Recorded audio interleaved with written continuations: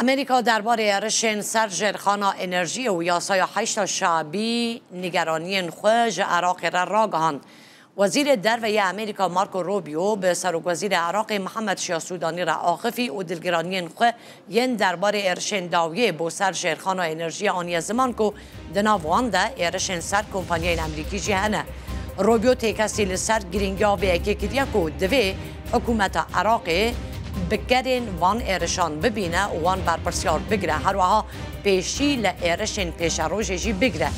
وزیر درve امریکا دست نشان کرد که پیوست موچه هریما کردستان با آوه که بردمان بین داین و هناردکنا پترول بریا بوریا پترول یا عراق ترکیه جی جنوب دست ببکه. دداویه در روبیو نگرانی جدی امریکا درباره پیشنیار یاسا یا دسته 8 شعبی در جیکو نهال پارلمانیه دوباره کرنه. وی تکس کرد که درخستنا یاسا که وها ده باندورا ایران و کومن تروریستی ین چکدار که سربریا عراق لاواز دکن روا بکه. اوفیس سودانی جی دا خویانه یک درباره پیوندی تلفنی در بلاف کرد و دبیجه سودانی مطمئن آخوه لحنبری ارشن سر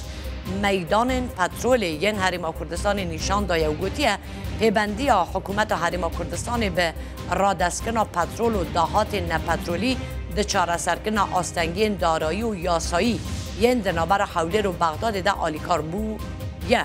و بو چاره سرکن پرسکری کن هر وها تکستی لسرگرینگی دست بگیرن هناردکن پترول بریا بوریا پترول یا عراق ترکیه و راوستاندن همو جرین قاچاقچیتیه کریه.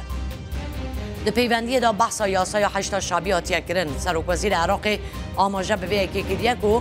پیشکش کردن و یاسای انجمن نونران را ده چارچوه یا وی ریکا چاکسازی اولهی دایه که حکومت گرتیه برقه و هر وها بشکج کارنامه یا حکومت گوجالی انجمن نونران به خاطیه پسند کرن.